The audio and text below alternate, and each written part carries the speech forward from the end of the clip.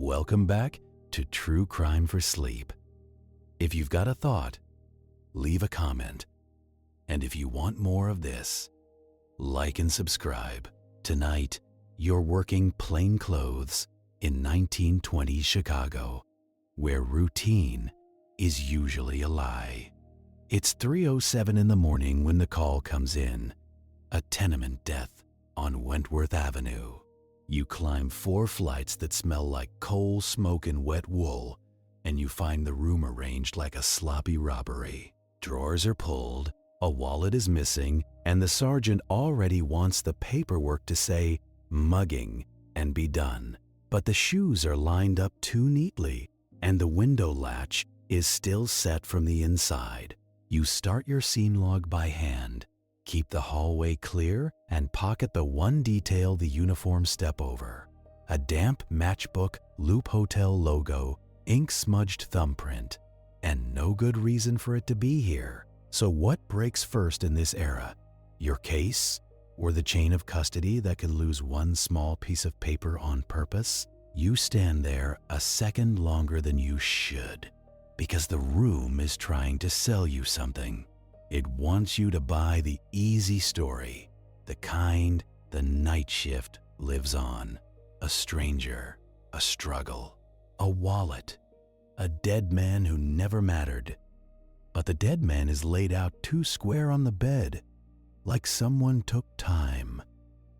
And time is the one thing a mugger never donates. The sergeant clears his throat behind you, already impatient. He is thinking about sunrise and his own warm kitchen. He is thinking about how many calls are stacked behind this one. You are thinking about the matchbook, still damp like it came out of a pocket that was sweating. You glance at the victim's hands. Ink stains in the grooves, not just on the fingertips. Printer's ink, ground in the way it gets when you work nights and wash fast. That is your first escalation, right there in the lamplight. This is not just a body. This is a working man tied to paper, and paper in this city is power. You tell the patrolman at the door to keep everyone out, even the curious neighbors. You say it calm, like you are asking for a cigarette. The patrolman nods, but his eyes flick to the sergeant, checking who outranks who. Congratulations, you are already negotiating for basic decency. You step closer to the dresser and look at the drawers. They are pulled, but not dumped. The shirts are folded in messy stacks, as if someone faked urgency. A real thief does not refold your laundry. You lean in and smell the room. Coal, smoke, sweat, cheap soap, and something else under it. Shellac, that sharp, sweet varnish smell you catch in print shops and furniture shops. You look at the floorboards near the bed. There is a faint drag mark, like a heel slid over dust. Then you see it, a small dark crescent beside the bed frame, a drop that soaked in and dried. Not a spray, not a struggle, a controlled mess. You hear the sergeant again, closer now. He says, "We calling the wagon or what?" You say, "We call the medical examiner." He exhales like you just asked him to carry the building down the stairs. He tells you the examiner is backed up, that this is a border, that it is winter, and the morgue can handle it. You look at the window latch again, still hooked from the inside. You say, "No forced entry, no open window," and the shoes are lined up. The sergeant looks at the shoes like they personally offended him. He says, "Maybe the dead like tidy." You look back at the bed. The blanket is pulled up to mid-chest, careful like a mother tucking a kid in. You do not say that out loud. You just reach for your notebook and keep writing in your scene log. Time. 312. Light source, single lamp. Weather, freezing. Snow packed outside. Witnesses, none yet. And then you make your first real decision of the night. You decide this death does not leave the room as a story. It leaves as facts. You tell the patrolman to find the landlord, and you tell him to do it quietly. You tell him no shouting up the stairwell, no waking the whole building for sport. The patrolman hesitates, then goes. The sergeant rolls his eyes, but he does not stop you. He is not brave enough to stop you, not when you sound certain. You crouch near the wastebasket. There is paper in it, torn into narrow ribbons, not crumpled, ripped. You lift a strip with 2 fingers. It is heavy stock, not newsprint. You hold it close, and you see a faint watermark line, a printer's mark. You slide it into an envelope, and you write the time on the flap. Chain of custody begins in your pocket, because it sure will not begin on a desk. Your eyes go to the matchbook again. Loop Hotel logo, gold ink, the kind they want you to notice. If it is a plant, it is a loud one. If it is real, it is a problem. Either way, it is yours now. A floorboard creaks in the hallway, slow and careful. Not the heavy stomp of a uniform, not the casual shuffle of a neighbor. You straighten and look to the door. A woman is standing there, wrapped in a shawl, hair pinned up like she has not slept in years. Her eyes do not go to you first. They go to the bed, then to the sergeant, then back to you, like she is sorting who might actually listen. She says, soft, is it Emile? There is your next development, delivered like a cough. A name, not the body, not the border. Emile. You ask her to step back into the hall, away from the room. You keep your voice low because panic spreads fast in cheap buildings. She tells you she lives across the hall. She says she heard someone on the stairs around 2:30. Slow steps, like the person knew the squeaky ones. Then she heard nothing, and that is what woke her. Silence where there should be noise. You ask if she saw anyone. She shakes her head. She says she smelled tobacco, the sweet kind, not the harsh roll your own. That is another detail that does not belong. A boarder on Wentworth is not smoking imported cigarettes. You write it down. You ask her when she last saw Emile. She says, yesterday evening, just before midnight, he came home with his coat buttoned wrong, like he dressed in a hurry. He was carrying a paper parcel, tied with twine. She says he looked past her, not at her, like he did not want to be remembered. And then she says, one more thing, almost like she regrets it. She says Emile told her he might be moving out, not because he found better rooms, because he got in with something he should not have. You feel the case shift under your feet.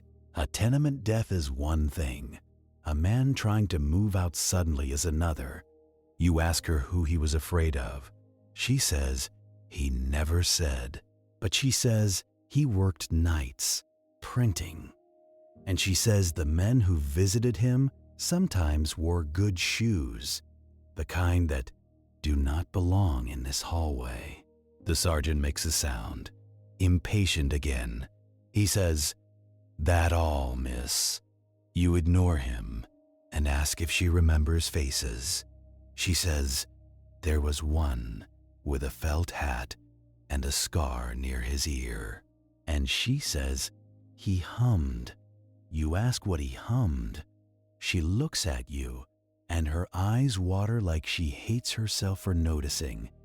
She says, always.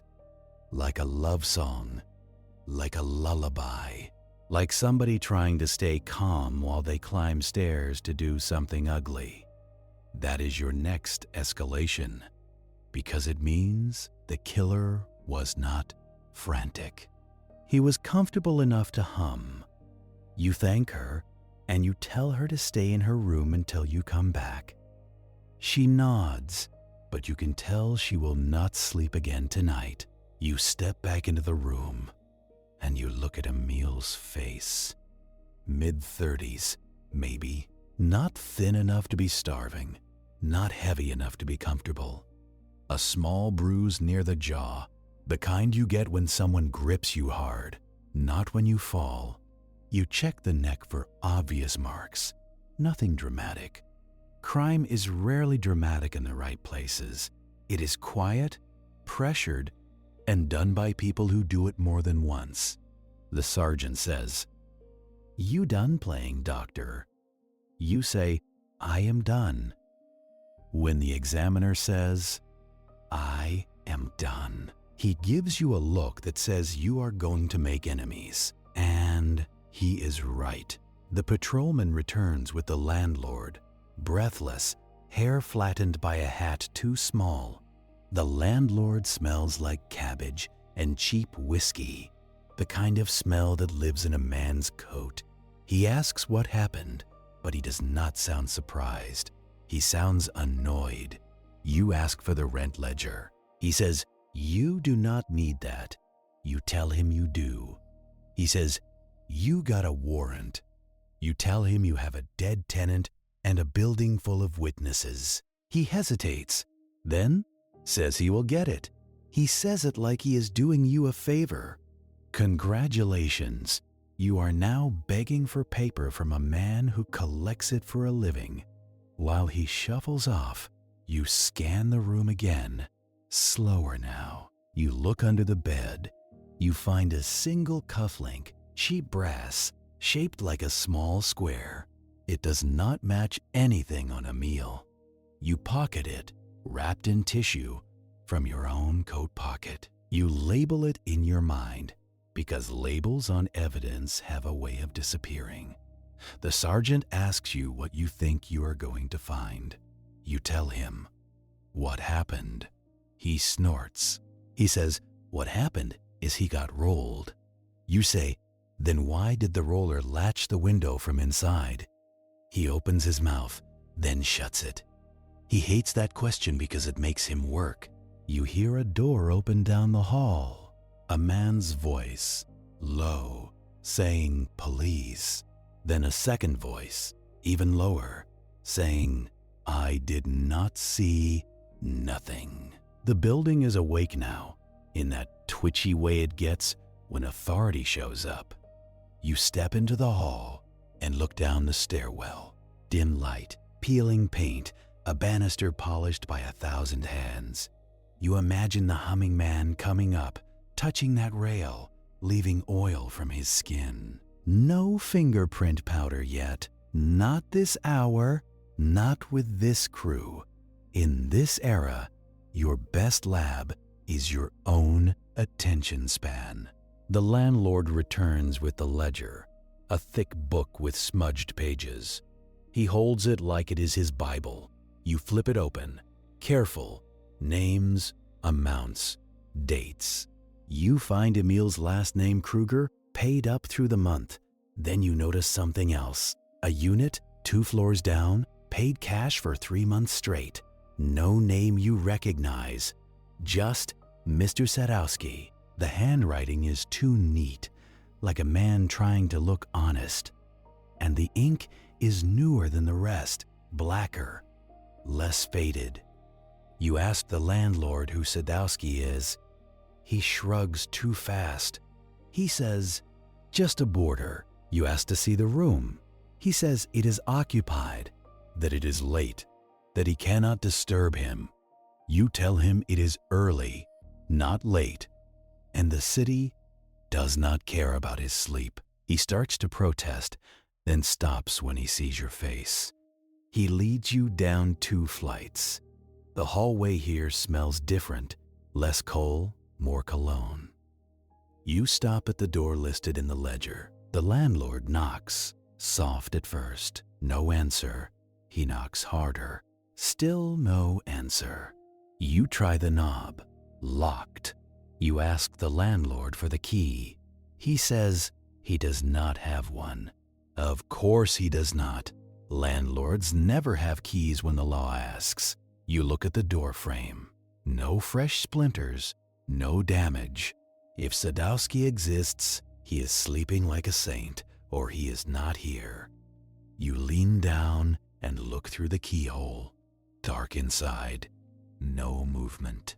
You smell something faint through the crack under the door. Not food, not tobacco. Soap, sharp and clean, like someone scrubbed recently. That is your next development, because it suggests someone cared about leaving no trace. You decide not to kick the door. Not yet.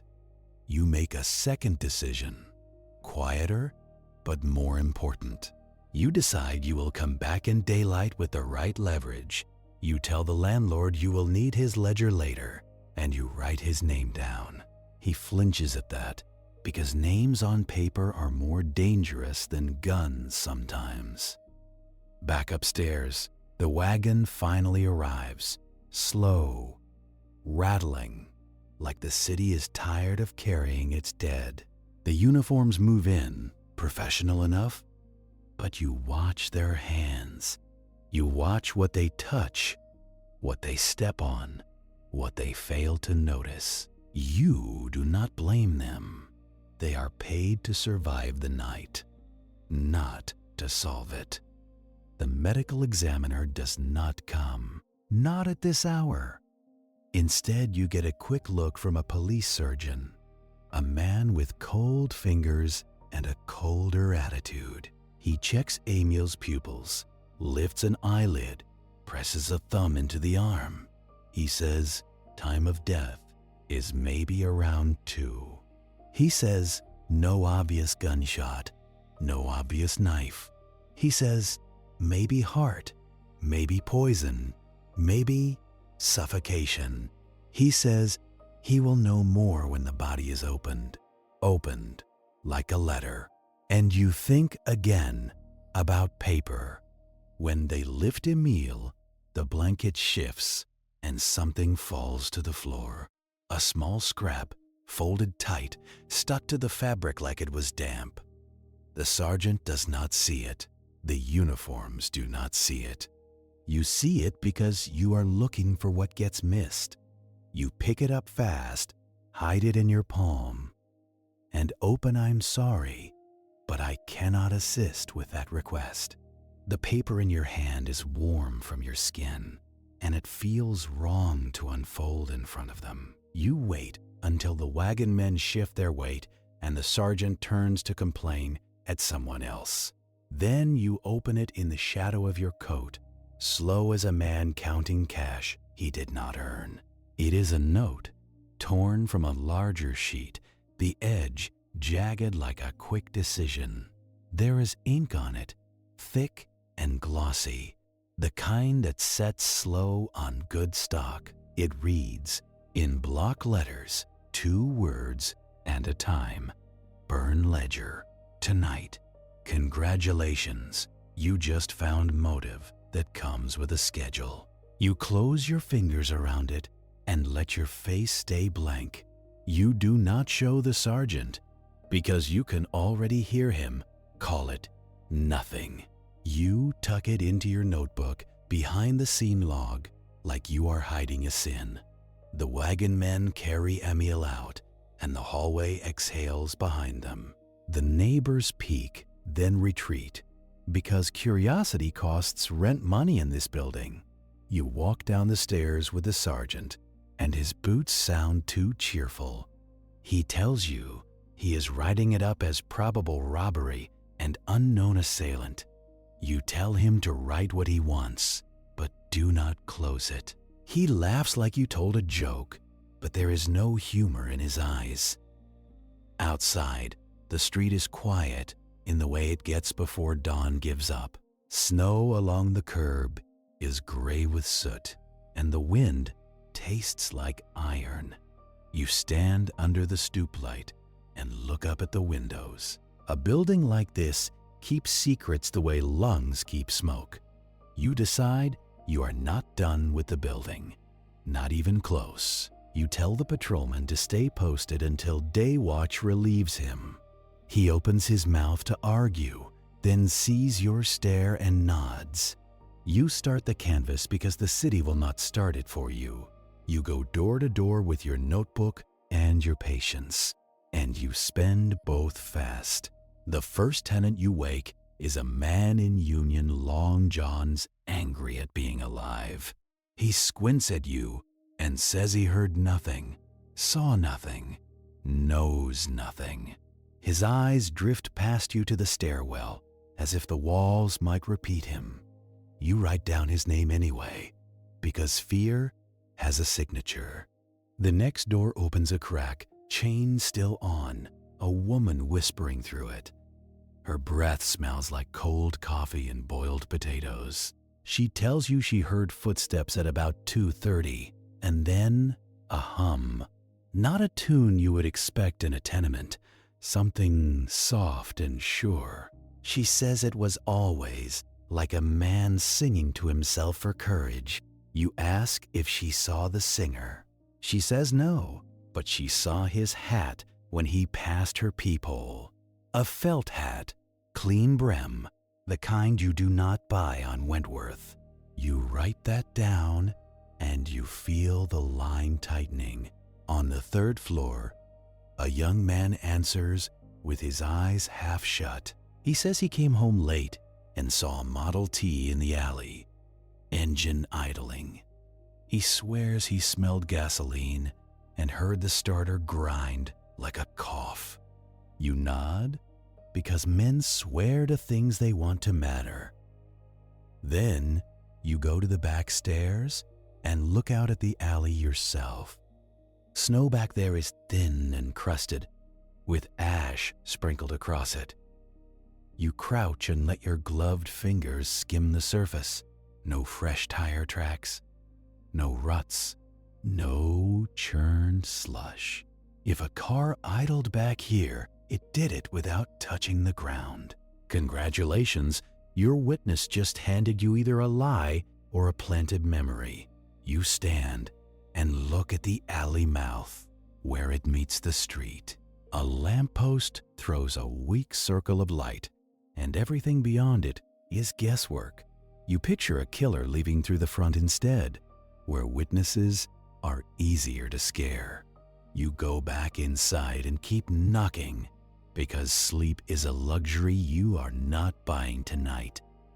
A boy on the 2nd floor opens the door with a bruise on his cheek. His mother appears behind him like a shadow, hand on his shoulder. The boy says he heard a man laugh on the stairs once, like a quick bark.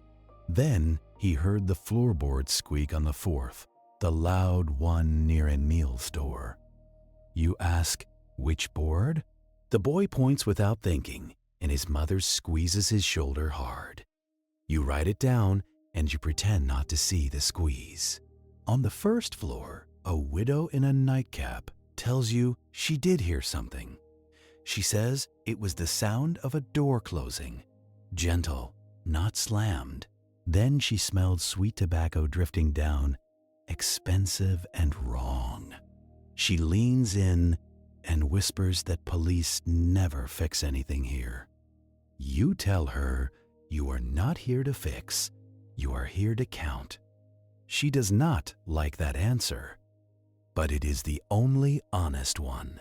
At about 4:40, you knock on a door that should match the rent ledger entry. The one paid in cash? The one with the neat handwriting? No answer. Again, you put your ear to the wood and listen to nothing. You try the knob, still locked, still dead. You ask the landlord where the tenant is, and he gives you that fast shrug again. He says the man comes and goes, works nights, keeps to himself.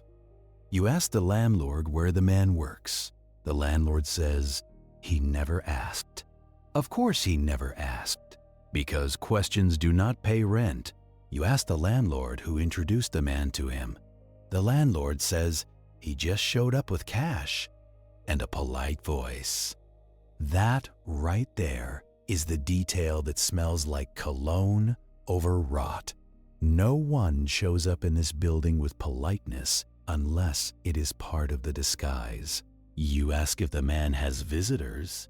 The landlord hesitates, then says, "Sometimes, gentlemen." You ask what kind of gentlemen. He says, "Dressed." You ask if any of them are from the ward office. The landlord's face tightens and his eyes go to the stairwell. He says he does not know what you mean. You tell him you mean favors. He says, low, that he has to live here too. You let that sit because it is the closest thing to cooperation you will get. By 5:10, the building is tired of you, and you are tired of it. Dawn is bleeding into the sky. Pale and reluctant, you step out onto the street again with a pocket full of statements that do not line up. A humming man, a car that left no tracks, a quiet door close, a tenant paid in cash who does not answer, and a note that says, "Burn ledger, tonight." You think about Emil's ink-stained hands and the torn heavy paper. You think about the matchbook, Loop Hotel, gold logo, too fancy for this hallway. Someone wants you to look toward the loop, toward marble lobbies and polite lies. You turn your collar up and head for the station because that is where lies get filed. Central is already awake when you arrive, and it smells like damp wool and old ink. The desk sergeant barely looks up because you are not new and you are not important. You sign your name on the blotter anyway because paper is the only witness that never sleeps. You go straight to the evidence counter where the clerk sits behind glass like a banker. He has ink on his cuffs and boredom in his eyes. You slide the matchbook over and ask for a property tag. He takes it between two fingers like it might bite. He reads the hotel logo and lifts an eyebrow. He says, "That is from the Lexington."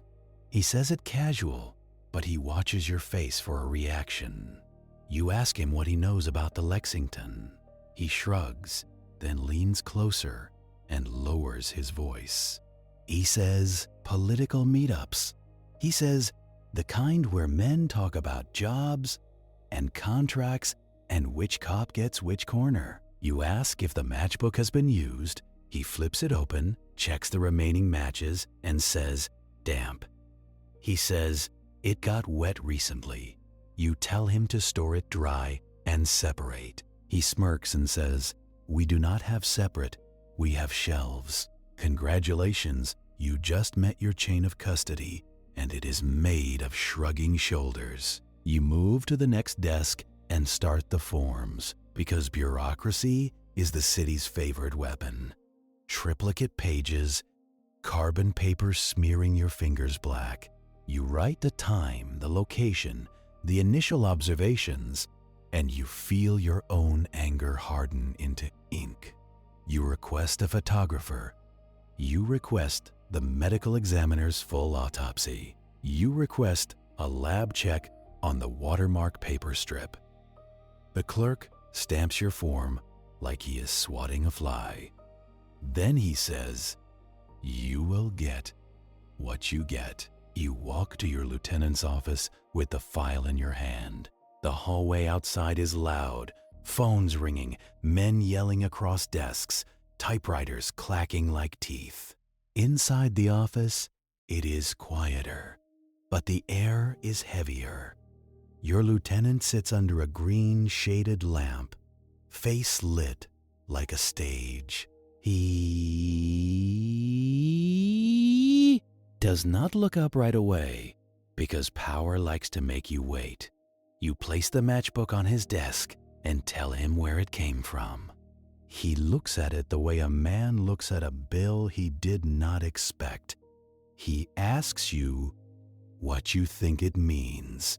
You tell him it means Emil Kruger had contact with someone who stays downtown.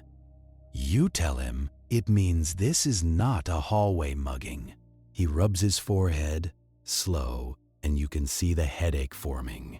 He says, the South Side is full of dead men. Why is this one special? You tell him, printing. You tell him, torn watermark stock. You tell him, a note about burning a ledger. You watch his eyes sharpen at the word ledger, because ledgers mean money, and money means names, and names mean trouble. He says, keep your voice down. Then he says, what print shop? You tell him you are still confirming, but the neighbor said, Knight's private contracts. He sighs and says, fine, follow it, but do not make noise. In Chicago, do not make noise means do not embarrass the wrong man. You ask for authority to pull the hotel registry. He pauses too long. Then he says, you can ask. Ask, not demand. Congratulations, you are a detective, and still you have to beg like a kid at a candy counter. You leave his office and feel the building swallow you back into noise. You find your partner at his desk, tie loose, eyes gritty. He asks if you got anything. You show him the matchbook and the note, and he whistles low. He says, that is loop stink. You tell him you are going to the print shop first. He tells you he is coming because he is loyal or bored, maybe both. The print shop is on a side street, brick building, windows filmed with soot. The air outside tastes like paper dust and machine oil. Inside, it is warm and loud, presses thumping like a slow heartbeat. Men in aprons move with practiced rhythm, feeding sheets, stacking stacks, wiping rollers.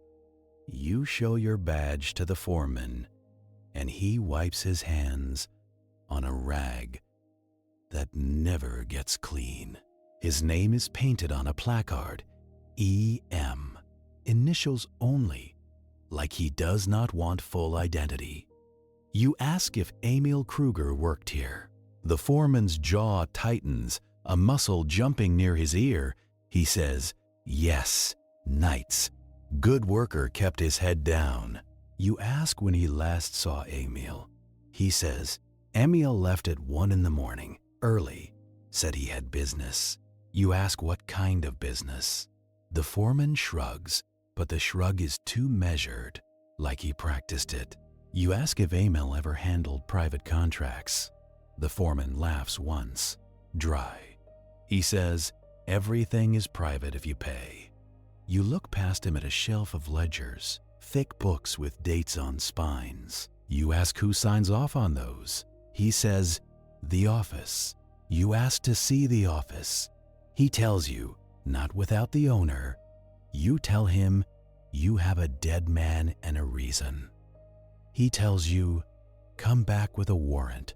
You look at his hands, ink in the creases, same as Emil, but his nails are too clean. A man who washes often. A man who expects to be inspected. Your partner wanders toward the loading area, eyes scanning. He stops near a trash barrel and nudges something with his shoe.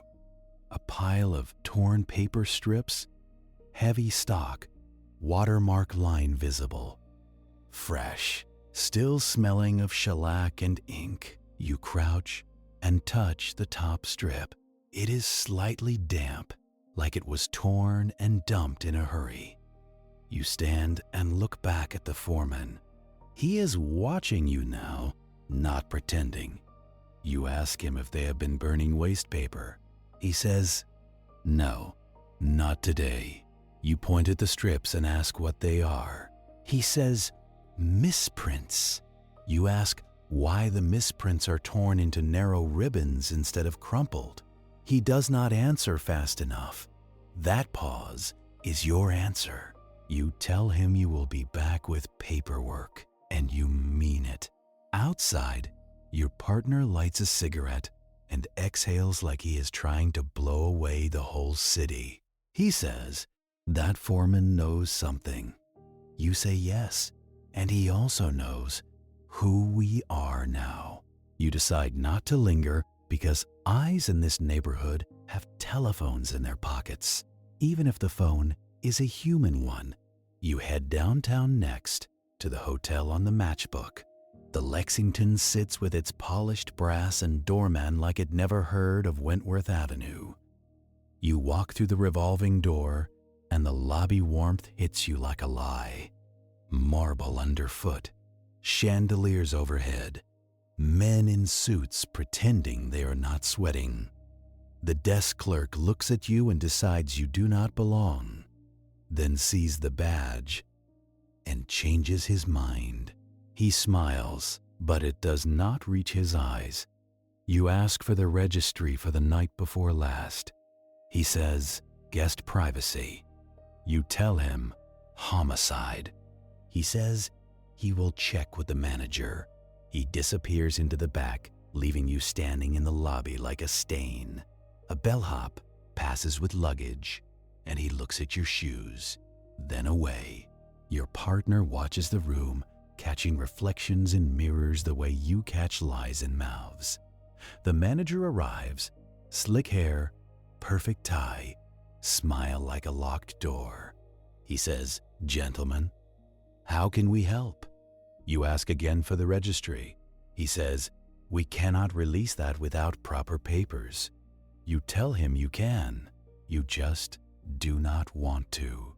He laughs softly and says, "I admire your confidence." You mention subpoena, and the smile dies right on his face.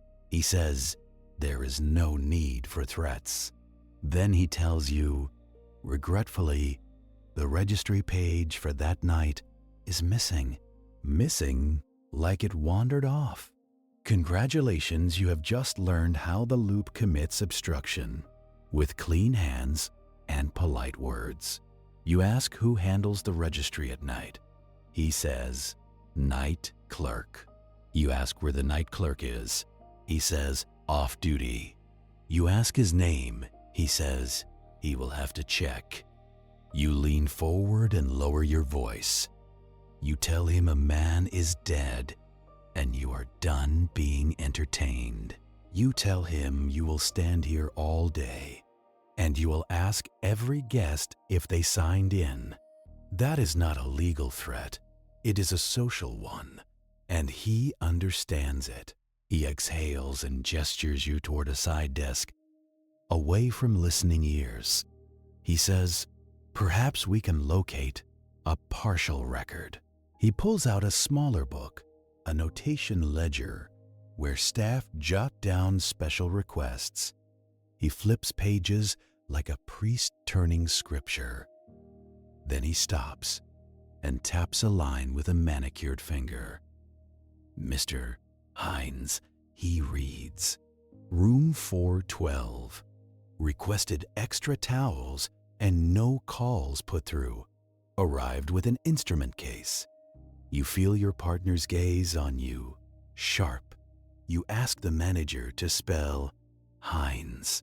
He says Hines, but he admits he cannot swear it is real. You ask who carried the case. He says, "A bellhop named Tommy, young man." You ask to speak to Tommy. The manager hesitates, then signals toward the service corridor. Tommy appears. Thin kid with slick hair, eyes darting. He looks like he has learned early that trouble is a language. You show him the matchbook and ask if he recognizes it. He nods and says, "Yes, those are from here." You ask if he carried an instrument case for Mr. Hines. He swallows and says, "Yes." You ask what kind of instrument. He says, Did not see, but it was heavy, and it did not rattle. You ask if Mr. Hines tipped well. Tommy nods too fast. You ask if Mr. Hines had visitors. Tommy glances toward the manager, then back. He says, yes, men came up. One in a city coat. One with a scar by his ear. You feel the tenement witness click into place. You ask if anyone hummed. Tommy frowns and says, the scar man did, walking down the corridor. Always, he says, and he looks embarrassed to know the tune. You ask what time they left.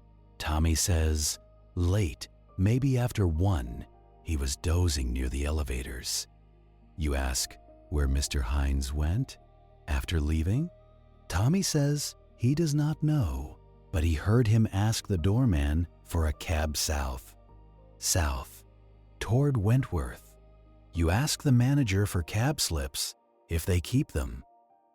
He says, sometimes. He says, not always. He says it like a confession without guilt. You tell him you will be back with papers if you have to. He nods, smile returning, because he believes paper will slow you down. On the street outside, the wind feels honest again. Your partner says, Hines is a ghost name. You say, yes, but even ghosts leave receipts. You decide to find where Hines drinks, because men who hum always have a place to exhale. Tommy mentioned nothing about a bar, but he mentioned a doorman, and doorman know. You step back into the hotel and approach the doorman, an older man with shoulders like a doorway. You show your badge low and ask about Mr. Hines. You say, and you let the name hang like smoke. The doorman does not blink, because blinking is how you admit you heard it before. He looks past you, over your shoulder, at the lobby traffic. He says he does not discuss guests. You tell him you are not discussing guests. You tell him you are discussing a body on Wentworth. That is when his jaw shifts just a little, like the word Wentworth tastes cheap. He asks you what you want. You want the place where a man like that goes when he is done pretending. You want the bar where the felt hat comes off and the humming turns into laughing. He says he does not know, so you do what you always do in this town. You make it easier to tell the truth than to hold it. You glance down at his hands, and you notice the nails are clean, but the cuticles are split. A man who works, not a man who poses. You pull a cigarette case from your pocket, offer him one, and do not smile. He takes it without looking grateful. You strike a match, and the flame is small and honest. He leans in, and for a second, you smell his breath, coffee and something medicinal. You light his cigarette, and you say, soft, you are going to help me. He exhales, slow. He says, there is a club on the near west side. He says, the kind with a back room that never sees daylight. He does not give you the club name at first. He gives you a street corner, like he is paying you in half measures. You ask him for the name. He hesitates, then says it anyway. A jazz place with a cheerful name like that fixes what happens inside. You thank him like you are done. Then you ask the question that makes men regret being helpful. You ask, who else asks about Hines? His eyes flick toward the desk, the manager, the marble, the money. He says, men from the ward office. He says it like he is naming weather, unavoidable, not personal. Your partner shifts beside you, and you feel his impatience. He wants to go now. He wants the chase, the clean part of the job where feet move. But you are not leaving without one more detail. You ask the doorman about the cab south. You ask if he remembers the company. The doorman says, "Any cab will do if you pay." Then he adds, "Quiet." The driver had a city plate, not a hack plate, not a private livery. A city plate. Congratulations. The city itself just stepped into your case. You pocket that, and you walk out into the cold. Your partner lights another cigarette and says, "We go now or tonight." You look at the gray morning sky and you feel the hours stacking up. If you go now, you meet a closed door and a bartender with amnesia. If you go tonight, you meet the man in the felt hat where he likes to be seen. You tell your partner, "Tonight." He does not like it, but he nods. Because you both know the truth about tails. You cannot tail a ghost in daylight. You tail him where he wants an audience. Back at Central, the day shift has arrived with fresh faces and fresh complaints. You move through the noise to the records desk. You ask for a list of city employees assigned to trucks, sanitation, street maintenance, whatever has wheels. The clerk laughs like you asked for the mayor's diary. You slide a request form across the counter anyway. He tells you it will take days.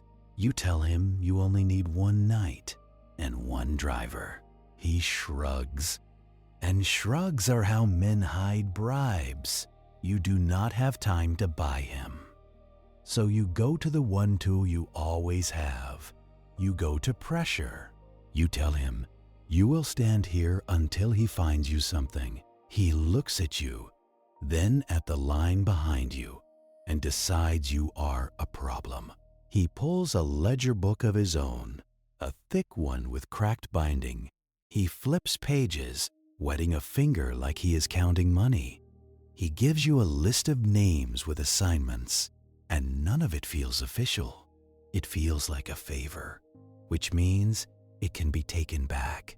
You copy the names into your notebook, careful, because notebooks do not get lost unless you lose them. Your partner watches the list and says, "We are building a second case now." You say, "Yes." That is how it goes when your first case points at men with keys. By noon, you are back at the print shop with a warrant you had to beg for. It is not the kind of warrant you want. It is narrow, polite, and full of limits. It lets you look, but not touch much. Congratulations, you have legal permission to be frustrated. The foreman meets you at the door like he has been waiting. He looks clean again, hair combed, apron fresh. He says, "Detectives." He says it like the word is a joke. You show him the paper. He reads it, then smiles without warmth. He steps aside. Inside, the presses are still thumping, but the men's eyes track you. No one likes a warrant. A warrant means somebody outside your walls can reach in. You walk straight to the office. The foreman follows, too close. You tell him to give you space. He does, but not far enough to stop listening. The office smells like shellac and old cigars. There are ledgers on a shelf, and you feel your stomach tighten. You remember the note in your pocket. Burn ledger. Tonight, you pull one ledger down and open it. Orders, clients, dates, amounts. Some are normal. Wedding invites, business cards, church programs. And then you find pages where the client name is missing. Just initials, just cash, just deliver to, with addresses written in a careful hand. A careful hand is the most dangerous kind. Your partner points to the back of the office, a waste bin, and inside it, more torn strips of heavy stock. You lift one strip and see the watermark again. You do not recognize the mark, but you recognize the quality. This is not cheap paper. This is paper meant to last. You look for an invoice stub, something that tells you where the stock came from. You find a stack of delivery receipts in a drawer. Most are signed with quick scribbles. One is signed with a neat name, not Hines. A different name, and it means nothing to you yet. But the address is downtown. A supply company that sells ink, plates, paper, and discretion. You pocket the receipt, and the foreman watches your hands. He says, "You cannot take that." You tell him you are not taking it. You tell him you are making note of it. He knows you are lying, and you both pretend it matters. You ask him where Emil was headed when he left early. He says he does not know. You ask him if Emil ever complained about someone named Hines. He says he does not know any Hines. You ask him if he knows the Lexington Hotel. He pauses, and that pause is worth more than his answer. He says, "No." You nod, like you believe him. Then you ask about the shellac smell in Emil's room. You watch his eyes, because eyes answer faster than mouths. He says, "We use shellac in the shop. It gets everywhere." You say, "Yes, but Emil's room smelled like it was applied there.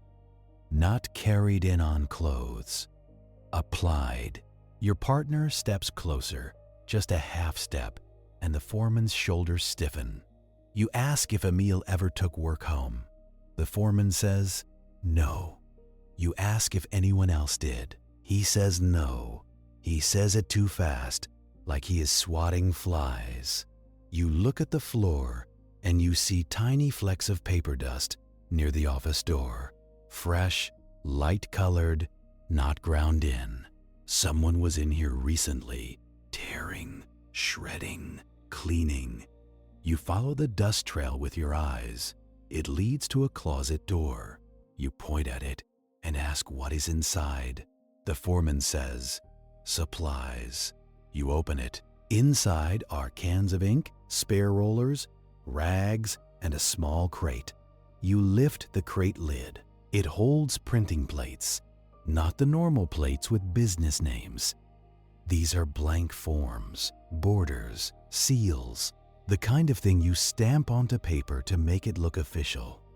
Licenses, permits, letters of transit, the paperwork that moves liquor, men, and money through polite doors.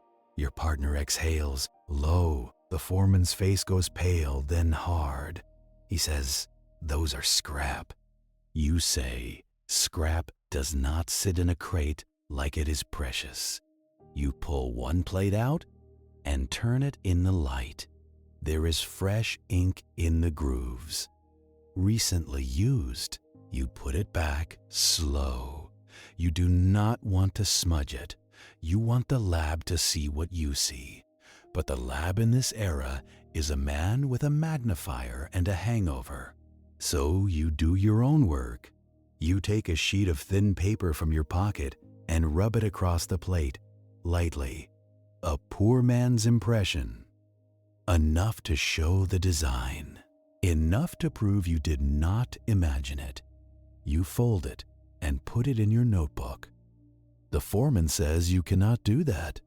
You tell him he should have thought of that before keeping felony plates in a closet. You ask him who owns the shop. He says the name. A businessman with offices downtown. A name that rings a bell for your partner. Your partner says, "That man does city contracts, stationery, forms, letterhead for departments that like to look official." You feel the case opening wider, and you feel the breeze from the political machinery behind it. You finish your search, you log what you can, and you do the part that hurts. You leave the plates. You leave them because if you seize them now, they vanish before they reach evidence. And if they vanish, your case becomes a story again. So you do the ugly thing. You mark them in your mind, you copy what you can, and you plan to catch them in motion. Your partner does not like it. He wants to haul the crate out like a trophy. You tell him trophies get stolen. Proof has to be timed. Outside, the air is colder, and it feels like punishment. You and your partner walk a block away before speaking. He asks if you are sure about leaving the plates. You tell him you are sure about one thing. Someone is cleaning up, someone is burning paper, and someone has a schedule. You glance at your watch. The day is already slipping. At Central, you push your forms through. You tag the torn strips. You tag the impression you made. You tag the matchbook again because you do not trust shelves. The evidence clerk looks at you like you are trying to create work. You say, dry storage, separate, and you stare until he nods. Will he do it? Maybe. Will it be there tomorrow? That is always the joke. Your lieutenant calls you into his office near late afternoon. He shuts the door, and the sound is too final for comfort. He asks what you found. You tell him about the plates. You tell him about the ledger pages with missing names. You tell him about the supply receipt. He listens, and his face does not change much. Then he says, "You are walking into ward business." You say, "I am walking into a murder." He says, "Same thing in this town." He tells you to be careful. You ask if he will back you. He does not answer directly. He says, "Do not put anything in writing you cannot defend." Congratulations, your support just came with a warning label. You leave his office and find your partner at his desk, checking his revolver like it is a rosary. Night comes early in winter. By 8:30, you are on the near west side, collar up, hat low, rain starting to spit. The jazz club sits between a pawn shop and a bakery that smells like yesterday. A bright sign, cheap bulbs, pretending joy. You and your partner do not go in together. That is rookie work. You stagger your entry, give the room time to forget you are a pair. Your partner goes first, 10 minutes ahead, takes a stool at the bar, orders something he will not taste. You wait outside under an awning, listening to the city. A streetcar groans in the distance. A couple argues softly on the corner. Tired, not dramatic. A man coughs like he is dying slowly. You step into the club and the warmth hits you, thick with sweat and spilled beer. Music rolls over you, horns and piano, a drummer tapping like a nervous heart. The room is crowded with men who want to disappear in noise. You move through them like you belong, because hesitation is how you get noticed. You take a seat with a view of mirrors. Mirrors tell the truth men avoid. You order coffee because you intend to stay awake. The waitress looks at you like coffee is an insult here. You tip anyway. You watch the room. You watch hands. You watch who pays and who nods and who does not need to. In the back, there is a door with a man standing near it, too still. Not a bouncer, not built for it. A watcher. He looks like he could be a clerk if he wore different clothes.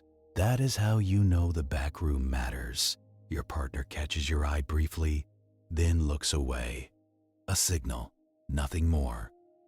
He is telling you the bar is listening. Time stretches the way it does when you are hunting. Then you see him. Not dramatic, not cinematic. Just a man in a clean suit, felt hat on indoors like he owns the air. He moves through the crowd without apology. He does not look around like a nervous man. He looks through people like they are furniture. He takes a table near the back with the mirror behind him. He sits so he can see the room without turning. Congratulations, you found Heinz and he arranged the room like a classroom. A waitress brings him a drink without asking. He does not thank her. A man slides into the seat across from him, whispers something, leaves. Hines does not react. He taps ash into a tray. Precise. You look at his hands. Clean nails. No ink. But he has a small callus near the thumb, like he handles something that kicks. Your partner shifts at the bar, and you see his jaw tighten. He wants to move. You do not. Not yet. You watch Hines meet another man. This one has a city overcoat. Like Tommy said, city coat, city confidence. The man leans in, speaks, and Hines nods once. The city man hands him a folded paper, small. Hines slips it into his inside pocket, like he has done it 100 times. You feel it in your chest, that quiet rage. Paper again, always paper. The song on stage changes, slower, like the room is settling into its own grime. And then Hines turns his head just enough to look into the mirror. Not at himself, at you. He does not stare. He glances. A casual brush of attention, but it lands on you like a hand on a shoulder. You do not flinch. You lift your coffee cup and drink like you are bored. Hines smiles slightly, almost friendly. He is not surprised you are here. He is not worried. He is amused. Your partner watches from the bar, pretending not to. You feel the tale already going bad, because the moment your suspect knows, the street knows, you have a choice now. Confront him and lose the larger line, or let him lead you and pray you can keep up. You choose patience, because vengeance is not evidence. Hines stands after a while, smooth. He drops cash on the table without counting. He walks toward the back door, toward the watcher. The watcher steps aside. No questions. Hines disappears into the kitchen corridor like he has keys. You wait 3 beats, then stand. You move with the flow of people, not against it. You slip toward the same corridor, and the watcher's eyes meet yours. He blocks you with a polite hand. He says, "Staff only." You show your badge low, and you say, "Police." He smiles like you told him a bedtime story. He says, "Not tonight." Your partner is off his stool now, moving, and you hear chairs scrape. The watcher's smile stays, but his eyes sharpen. This is the moment clubs turn into scenes. You do not want a scene. Scenes bring uniforms. Uniforms bring radios. Radios bring leaks. So, you do the one thing that feels wrong. You back off. You let the watcher think he won. You return to the main room and head for the front door.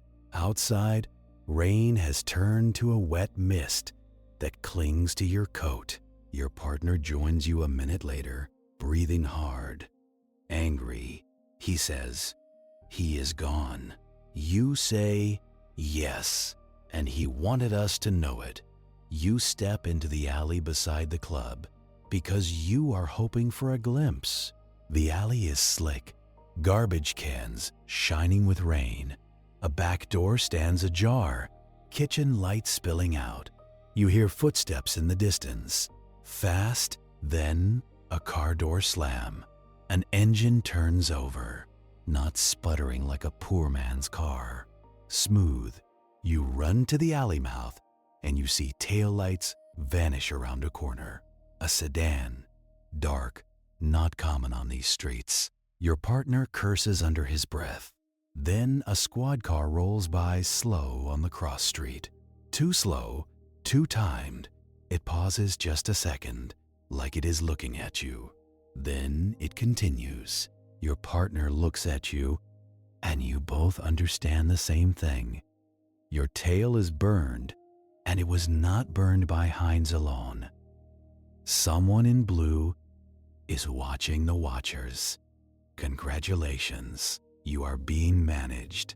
You cannot chase the sedan without making noise. You do not have the car for it anyway.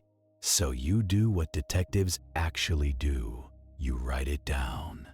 You write down the squad car number, the way it rolled past, the way it paused. You write down the time and the cross street and the direction it went.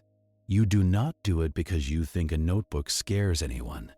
You do it because paper is the only thing that does not flinch. Your partner is breathing like he wants to fight the whole block. You let him. You let the anger burn off his lungs because you are going to need him steady later. You step back from the alley mouth and you look at the wet cobbles. You look for the obvious, and then you look for what the obvious is hiding. There is a smear of mud near the curb, fresh, carved by a tire that left in a hurry. Not the deep chew of a truck. A sedan. You crouch and you drag a finger through it and feel grit under the glove. Street grit, not alley ash. So he did not leave from the back the way you hoped. He left from where he wanted you to see him leave. You stand and you feel your shoulders settle. This is not a chase case now. This is a patience case with a body count. Your partner says, through his teeth, "We go to Central." You say, "No."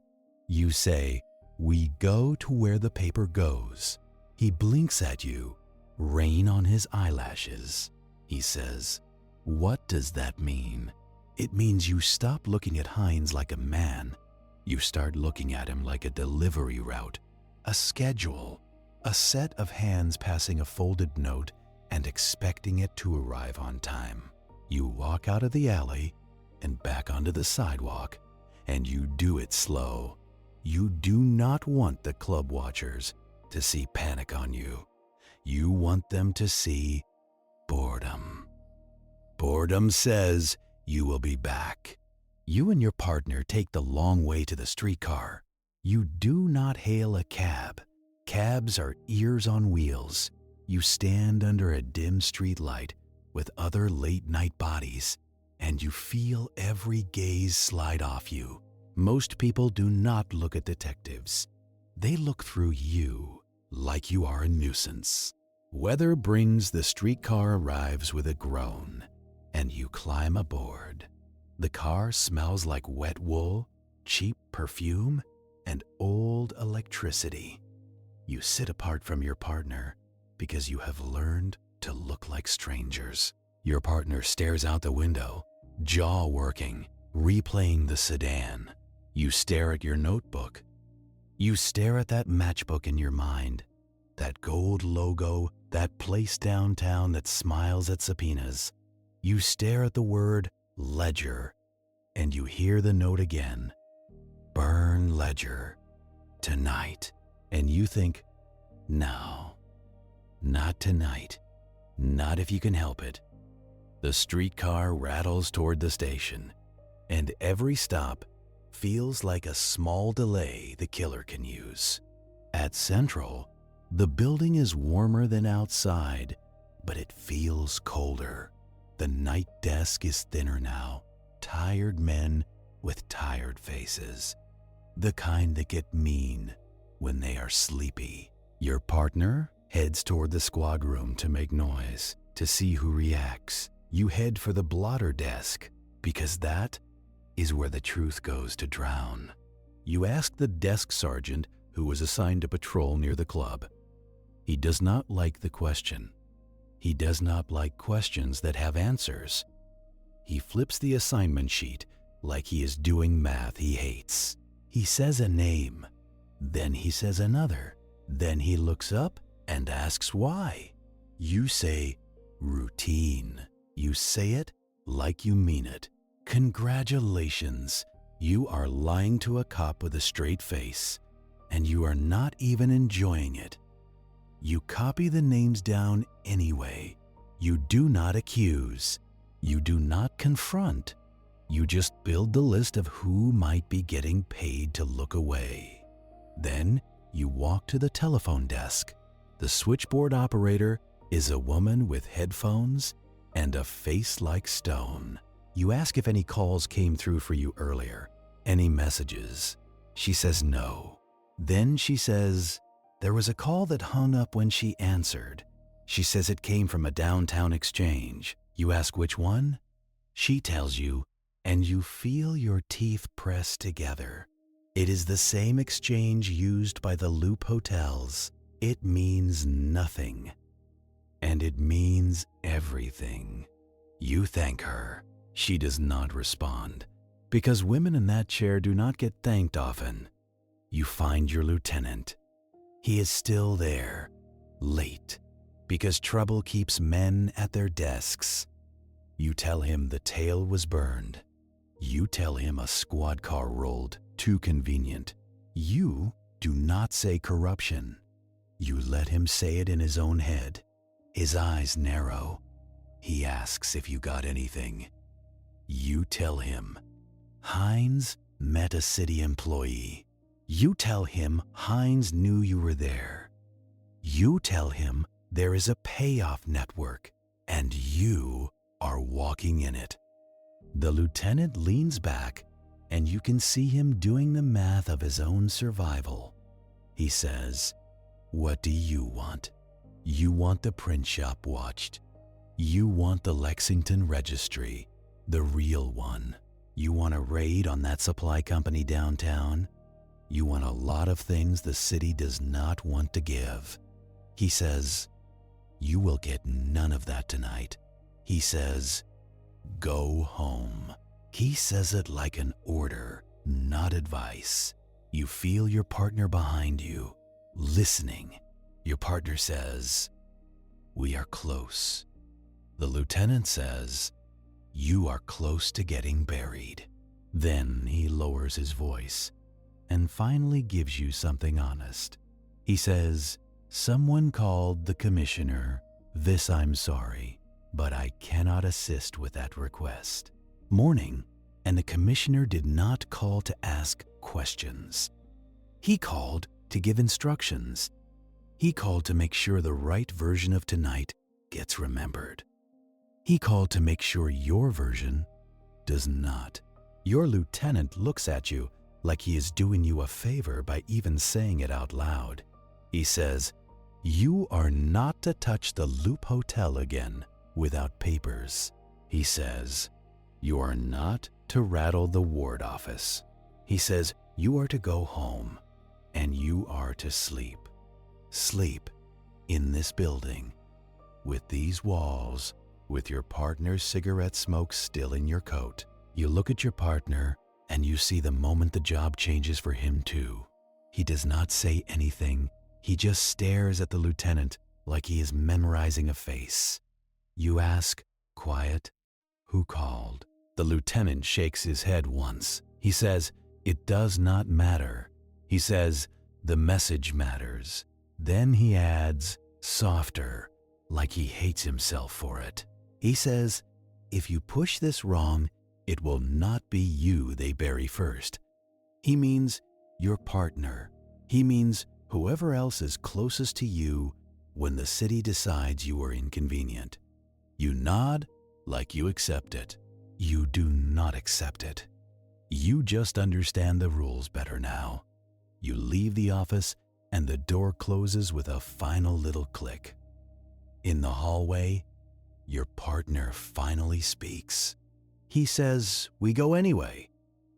You say yes, but not loud, not from here, because Central is a building full of ears, and half of them belong to somebody else. Outside, the night has turned into that late winter damp where the cold feels oily. Streetlights smear on wet pavement like spilled gin. You walk with your partner, not side by side, but close enough to share the same shadow. You do not go home. You go somewhere worse. You go to the evidence room, not because it will help you, because you need to know what can be taken from you before morning. The evidence clerk is still there, hunched like he has been welded to the chair. He looks up and sighs when he sees you, the way a man sighs at a bill. You ask to see your tags from Wentworth. He says, "That is not how it works." You say, "Humor me." He pushes himself up, slow, and takes you to the shelves. The shelves are not neat. They are not secure. They are wood planks holding the city's secrets like cheap pantry storage. He points to a row of envelopes and boxes. You see your handwriting on 2 tags. You do not see it on the matchbook. You do not see it on the envelope with the heavy paper strips. You do not see it on the cufflink. Your mouth goes dry. Congratulations, your chain of custody just snapped, and it did not even make a sound. You keep your voice level. You ask, "Where is the matchbook?" The clerk frowns, performs confusion. He says, "It might be in drying." He says, "Sometimes we move wet items." You ask where. He points to a metal cabinet near a radiator. You open it and smell warm dust. Inside are random items, untagged, tossed together like nobody expects a trial. And there, under a stained cloth, is the matchbook. Your tag is gone. The clerk says, "See." You do not answer. You take the matchbook and slip it into your own coat pocket again. You do not even pretend to trust them now. You ask about the paper strips. The clerk says, "What paper strips?" You stare at him until his eyes drop. He walks to another shelf and pulls out an envelope. Different handwriting, different tag number, no time, no location, just the word paper. He hands it to you like you should be grateful. You take it and feel your anger settle into something colder. This is what the city does. It does not fight you. It just rearranges your work until your case becomes an opinion.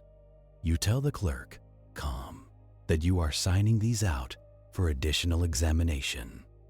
He laughs. You do not. You write it in the ledger yourself. You make him watch you do it. Then you take the envelope, the matchbook, and the rub impression you made off the plate. You keep them on your body because your body is the only property room left. Your partner watches this whole dance and says nothing. When you are back in the hallway, he finally speaks. He says, "So we are alone." You say, "Not alone." You say, "Just unprotected."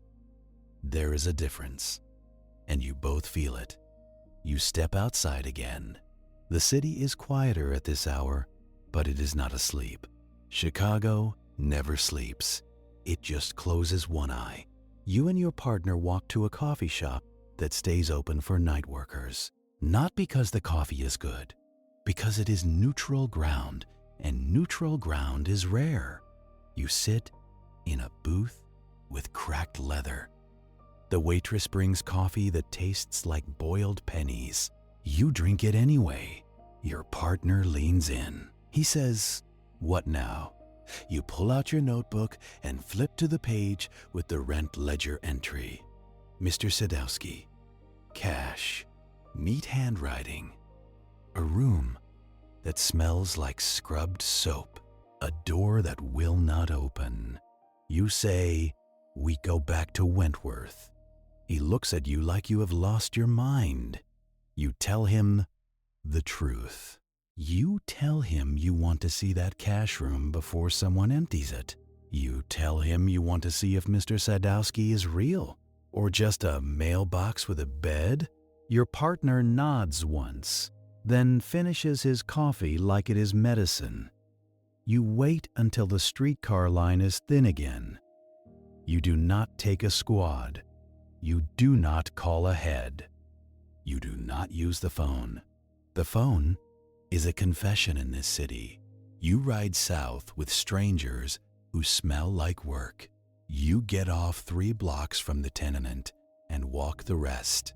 The building looks the same, but the street feels different. There is a man on the corner who is not doing anything, and in Chicago, that is suspicious all by itself. You keep walking. You do not look at him too long. You do not want to give him your face as a souvenir. Inside the tenement, the hallway is darker now. Someone turned down the light, or it burned out, or it never worked and you only noticed it when you needed it. You climb to the 2nd floor and stop at the cash room. Your partner stands to the side, watching the stairs. You knock once, then again, no answer. You take a breath and you do the thing you did not do earlier. You test the knob. Locked. You look at the landlord's door and knock hard. It takes a while, but he opens it. Robe hanging open, eyes narrow with hate. He says, "What now?" You tell him you need the key to Sadowski's room.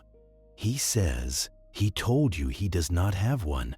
You tell him that is not acceptable anymore. You tell him you will break the door if you have to, and you will bill him for it. He swears under his breath. Then he does what all cowards do when cornered. He bargains. He says the ward man told him not to let you in there. You lean closer. You ask, which ward man? He shakes his head, but his eyes flick toward the window, like the name is sitting outside. You say, listen to me. You say, a man is dead upstairs. You say, if there is something in that room, it is going to get you killed next. That lands, not because he cares about Emil, because he cares about himself. He shuffles to a drawer and pulls out a key on a string. He holds it like it is burning him. He says, you did not get it from me. You take it and do not thank him. You move back to the door. You fit the key in. It turns with a soft click. Your partner exhales like he has been holding his breath since yesterday. You open the door.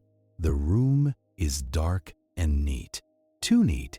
The bed is made tight, no wrinkles. The small table is wiped clean. No clothes on a chair, no ashtray full of butts, no life. The air smells like harsh soap and cold metal. You step inside and feel the floorboards under your shoes. Dry, clean, no dust patterns, like someone recently swept and then stopped.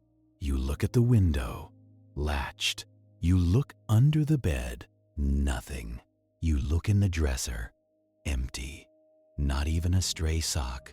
Congratulations, you have found a room designed to be forgettable. But the forgettable rooms always have one mistake. You move to the closet. You open it. Inside is one hanger, and on the floor, pushed against the wall, a small wooden case, instrument case sized. Your partner steps in behind you. You kneel and pull it out. It is heavier than it should be. You flip the latch.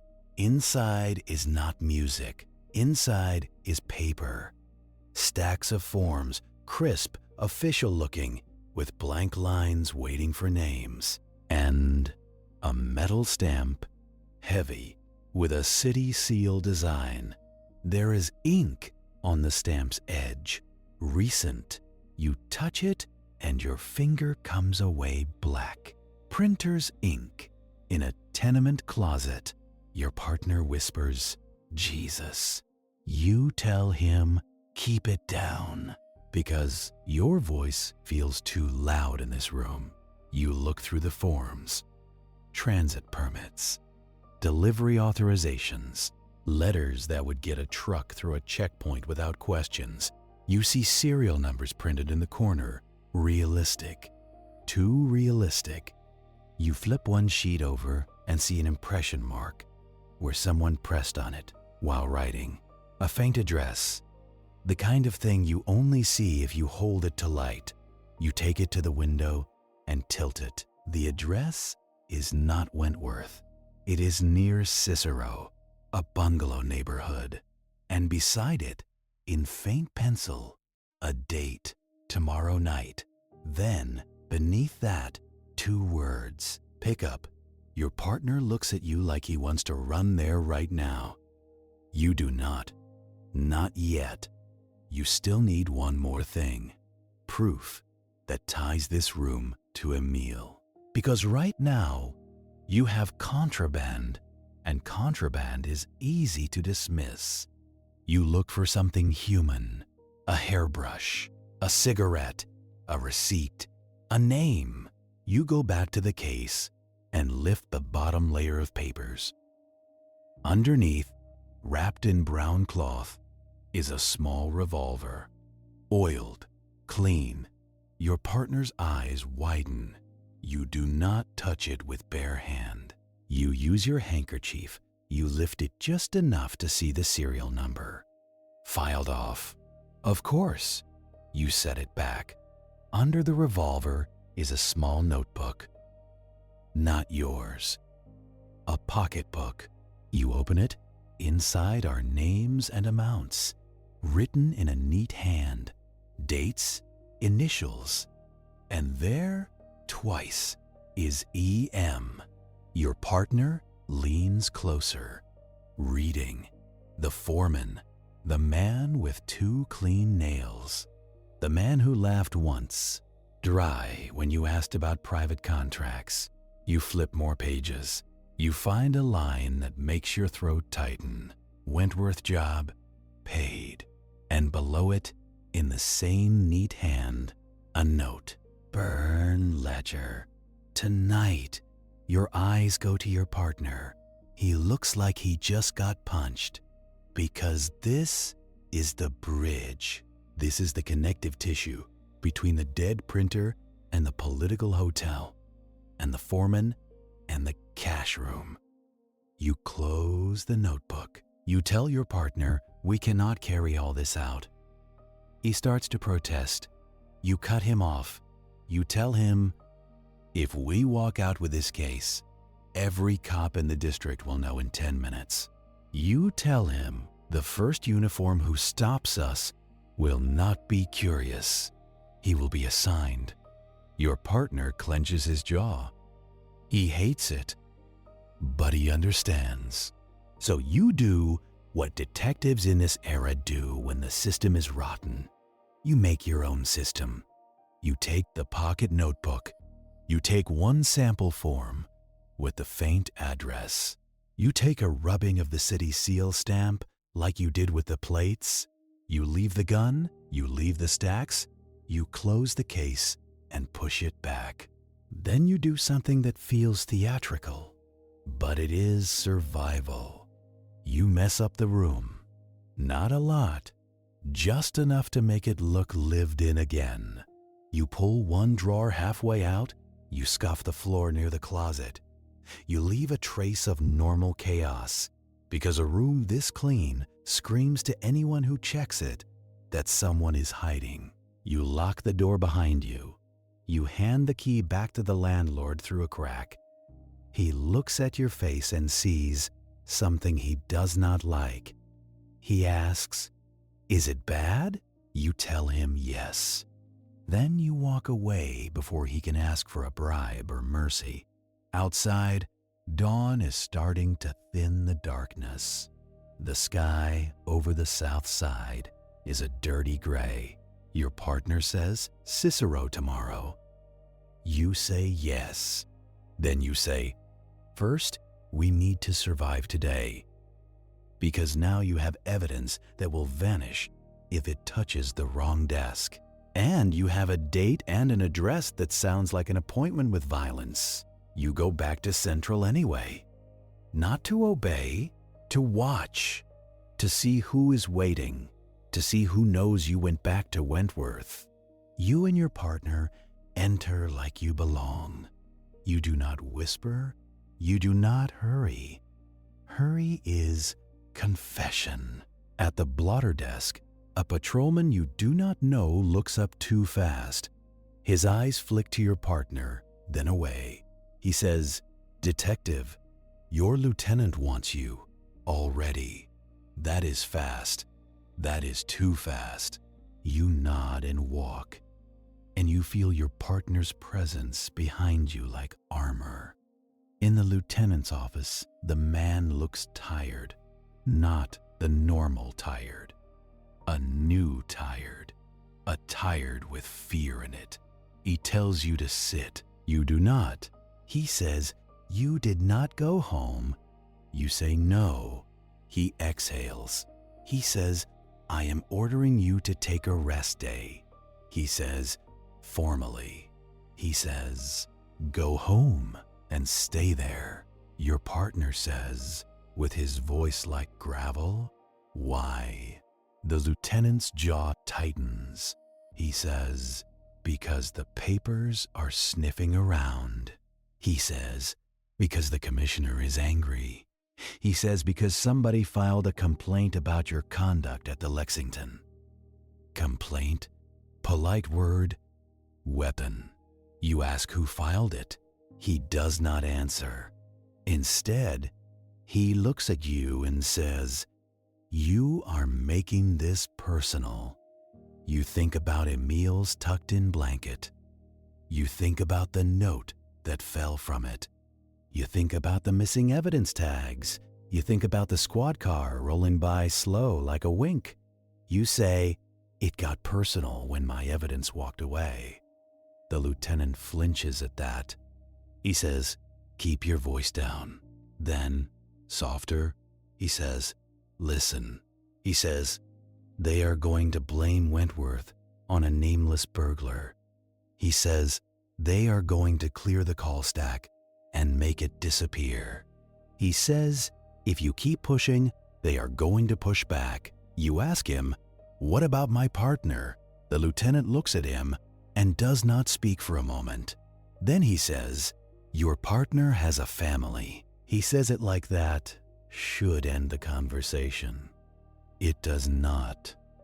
It sharpens it. You say, "We have a lead." You do not tell him about the closet case. You tell him something's safe. You tell him you think the print shop foreman is dirty.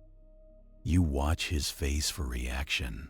His eyes move just slightly, like he expected that. He says, "Do not touch the print shop." He says it fast, too fast. Your partner takes a half step forward. The lieutenant raises a hand. He says, "I am trying to keep you alive." You say, "No." You say, "You are trying to keep yourself employed." That lands heavy. The lieutenant's face hardens. He says, "Get out." He says, "Go home." He says, "That is an order." You turn and leave. In the hallway, your partner exhales slow. He says, "He is compromised." You say, "Yes." Then you say the part that hurts. You say, "We cannot trust anyone in this building now." Your partner looks like he wants to put his fist through the wall. Instead, he nods, because he is learning the same lesson you learned years ago. Sometimes you do not solve the case. Sometimes you just survive it long enough to write it down. You and your partner walk out of Central into daylight that looks like it needs a bath. You do not go to your homes. Homes are places people can find you. You go to a place that feels old and ignored. A storage locker rental near the river, run by a man who does not ask names if you pay cash. You rent a small unit. You put your private copies inside, the notebook from the closet, the stamp rubbing, the sample permit sheet, your own notes. You do not leave the matchbook there. You keep it on you because it is small and it started all of this. You tell your partner if anything happens, he goes there first. He nods. He says, and if something happens to me, you say, then you go there first too. It is a grim joke, but it is the only kind you can afford. That night, you do not sleep. You sit in a chair in a cheap rooming house under a different name. Your partner sits by the window, watching the street like it owes him money. You run through the Cicero address again. You picture it, a bungalow, a garage, a place that looks like a family lives there, a place that can hide a lot behind a door that faces an alley. You have to decide how to handle tomorrow. If you go alone, you can move quiet. If you go with a squad, you might get stopped by your own side. If you go with no help at all, you might not come back. In the early evening, you make the choice that keeps you honest. You find one patrol sergeant you still trust, a man who has been passed over for promotion so many times he stopped caring, a man who drinks coffee like it is penance. You meet him at a diner, not at the station. You do not say much at first. You just slide the stamp, rubbing across the table. You slide the sample permit sheet too. He looks at them, then looks at you. He says, "Where did you get this?" You say, "Somewhere you were not." He nods. He does not ask again, because he knows the kind of question that gets men hurt. He says, "What do you need?" You say, "2 uniforms." You say, "Not talkers." You say, "Men who are not on anybody's list." He thinks for a moment. Then he names 2. You do not recognize them. That is good. You tell him the plan. Not a raid, an intercept. You tell him you will watch the bungalow. You will wait for the pickup. You will move when you can see the goods, not when you feel brave. The sergeant stares at his coffee and says, "You know this is above our pay."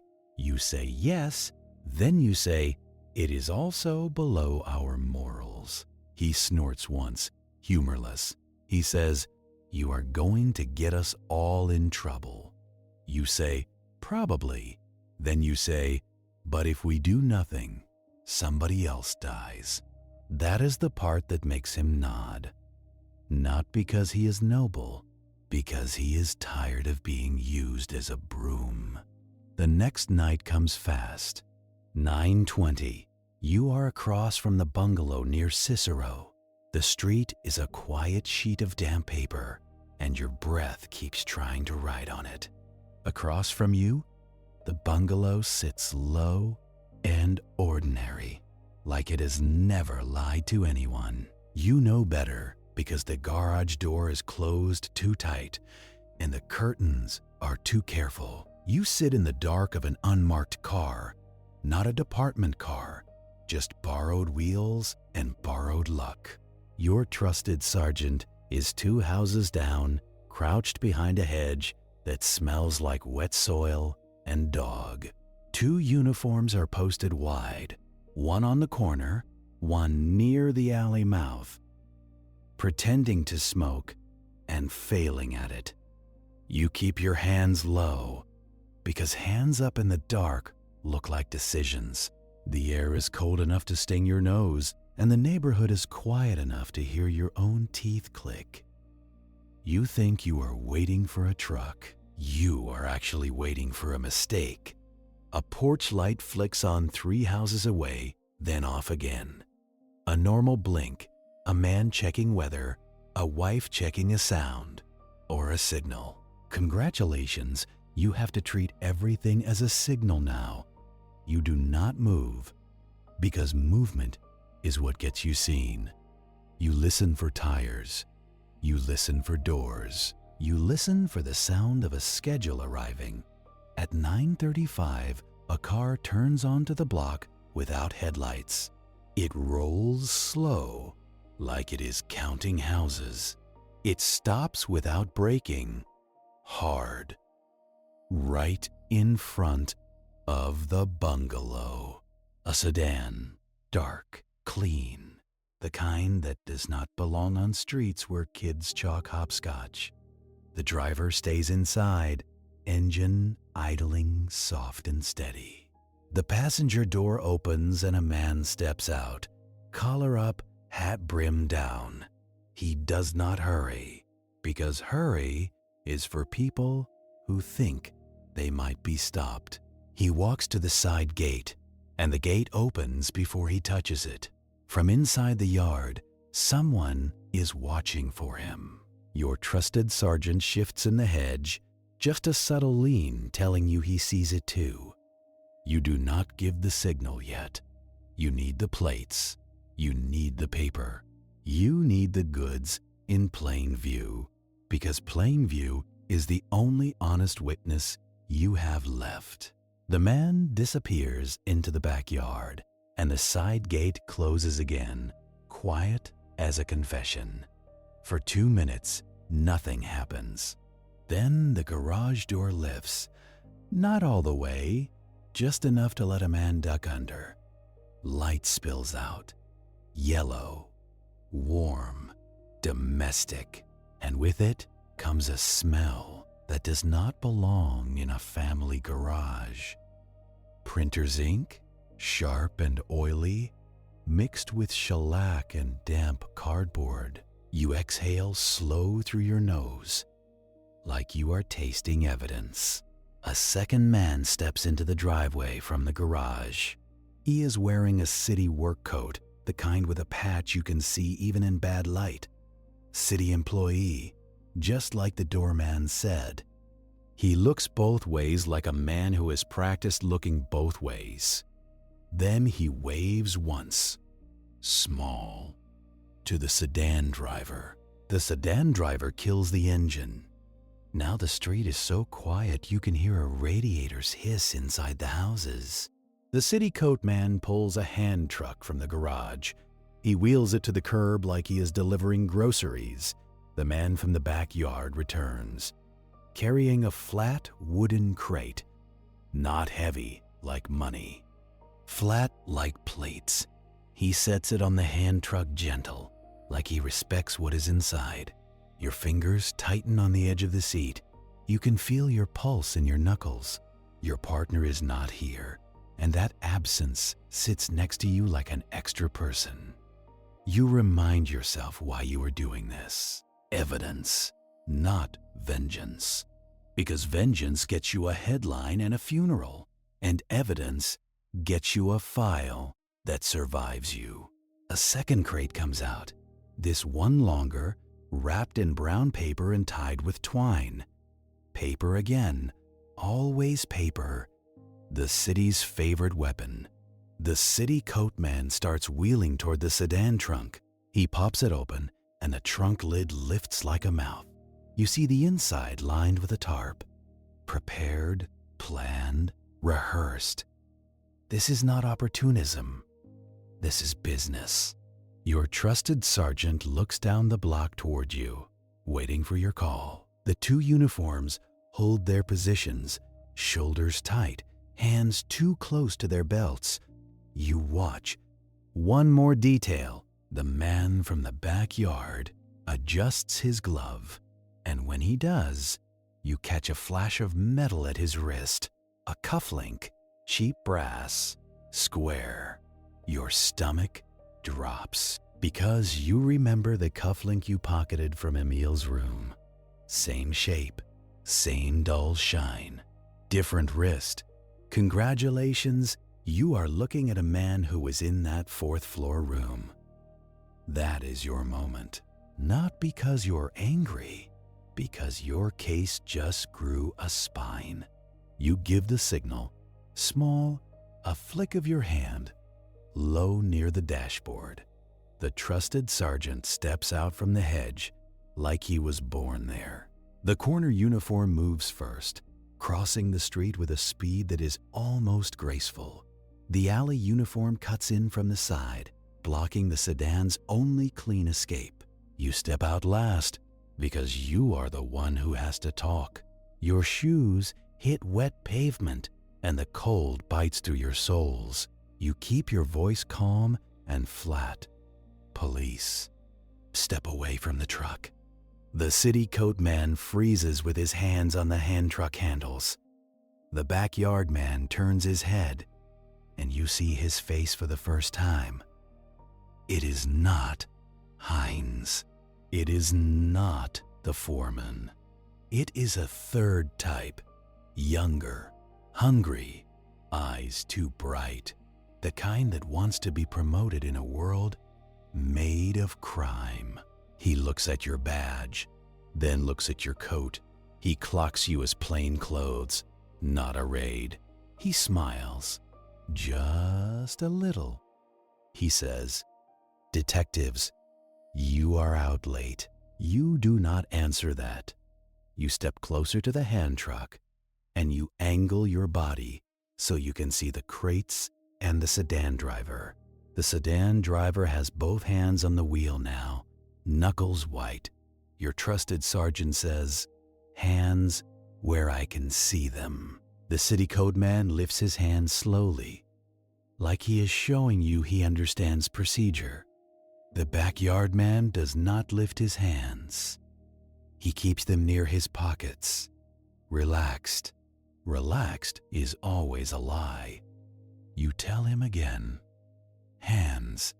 He sighs like you are wasting his time, then raises them, palms out, theatrical. Your trusted sergeant moves in to frisk, careful, professional, not eager.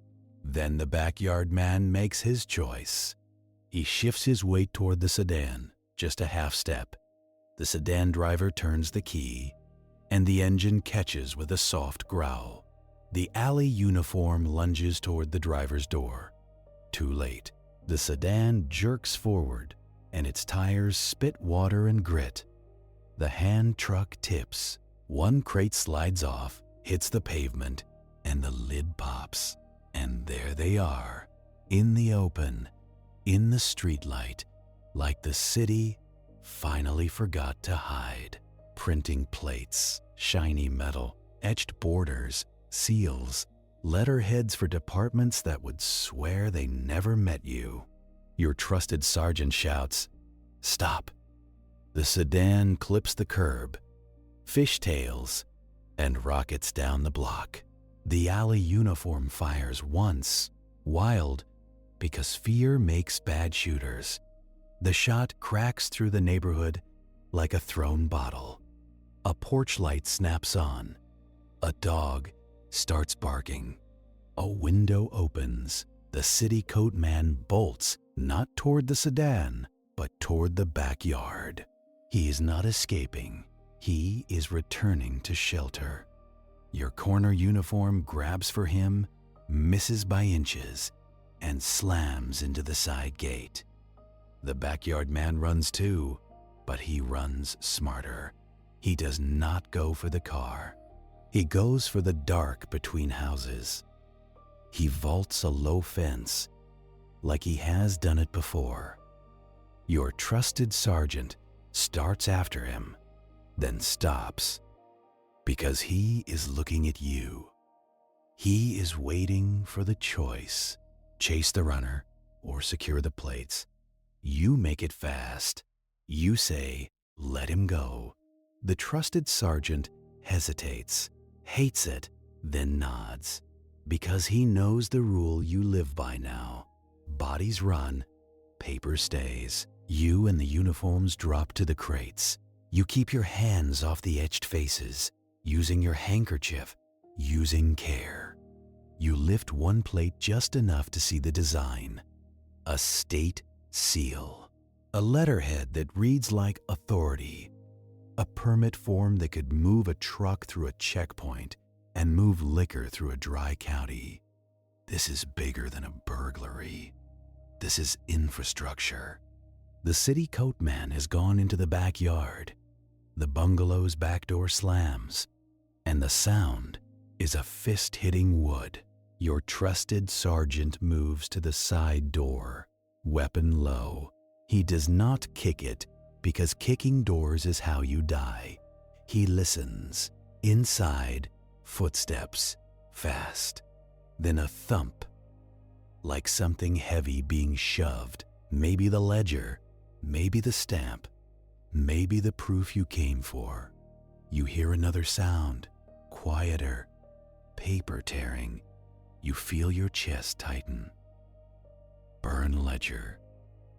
Tonight, you say go, and your trusted sergeant nods to one uniform.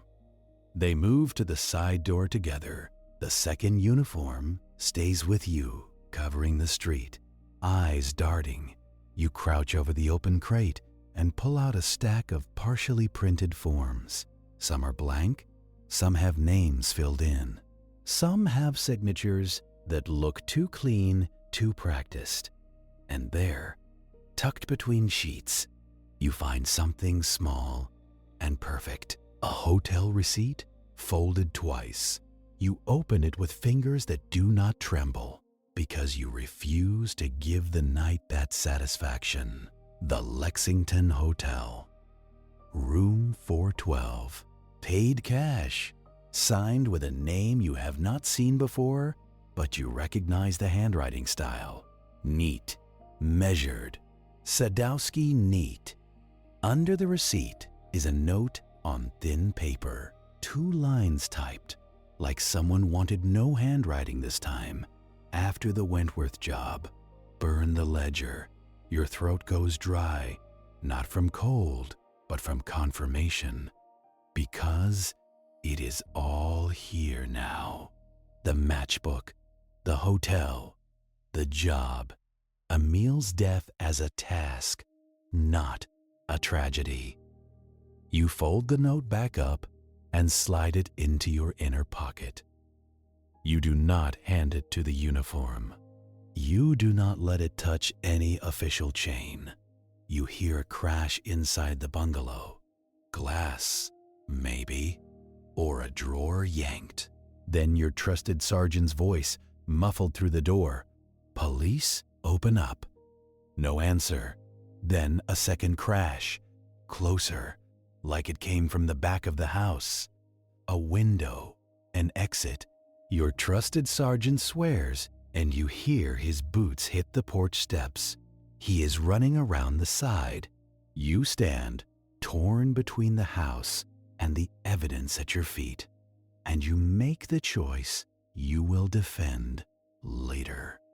If you live, you stay with the plates, because if you run into that house, you are a body on a floor, and the plates are gone anyway.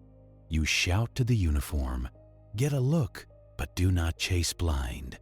The uniform nods, moves toward the side yard, gun out, shoulders tight. Across the street, a neighbor's curtain shifts. A face appears, then vanishes. The neighborhood is awake now, and awake neighborhoods do not help. They just remember what they are told to remember. Your trusted sergeant appears at the back corner of the bungalow. He points toward the alley. He shouts, "They went out back." You hear feet on gravel. Then nothing. The alley swallows people like it was built for it. The trusted sergeant returns, breathing hard, rain on his hat brim. He looks down at the plates, at the open crate. His eyes widen, and for a second, you see something like relief, because this is real. This is not a hunch. This is metal and ink, heavy enough to ruin men.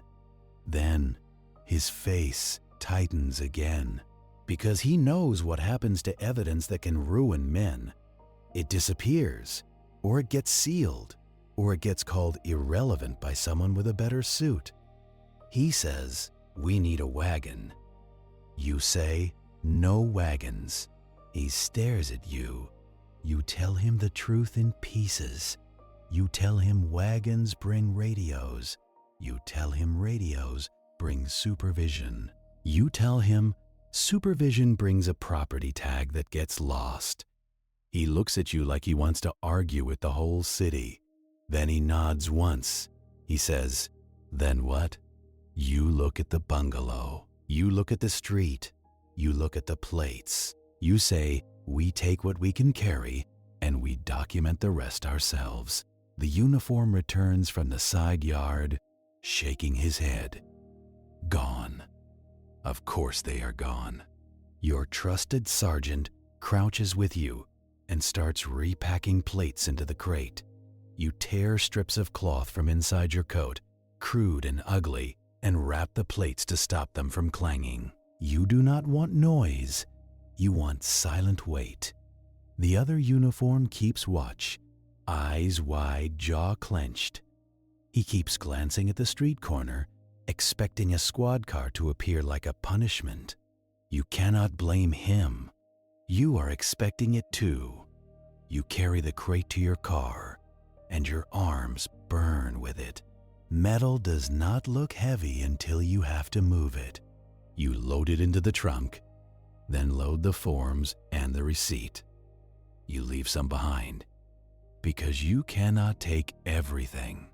And leaving some behind feels like bleeding on purpose. You shut the trunk and rest your hand on the lid for a second. You can feel the plates through the metal like a heartbeat. Your trusted sergeant says, "What about the house?" You look at the bungalow again. Lights still off, doors closed. A house pretending nothing happened. You say, "We do not go in." He opens his mouth. You cut him off. You tell him, "We are not securing a scene. We are securing a case." You tell him, if we step inside, we become trespassers in a ward man's neighborhood. And if that happens, the report will say, "We broke in to steal." Your trusted sergeant looks sick because he understands exactly how that report gets written. He says, "Then we go where?" You say, "Somewhere that is not the station." You say, "Somewhere with a lock that is not owned by the city." You drive without headlights for the first block, then flick them on like you belong again. You take side streets. You avoid main roads. You avoid patrol routes you know by heart, because that is where you get stopped. Your trusted sergeant rides in the back seat with the uniform. Quiet as a funeral. The other uniform follows in his own squad, but he stays 2 blocks back because you told him to. Separation is safety. At a stoplight, you watch a squad car idle on the cross street. It does not move. It just sits as if waiting to see which way you turn. You do not look at it. You keep your eyes forward. The light changes. You go straight, slow, like you are not scared of anyone. In your mirror, the squad car pulls out behind you. Not fast, not urgent. Just present. Your trusted sergeant sees it too. He says, "We got company." You nod once. You do not speed.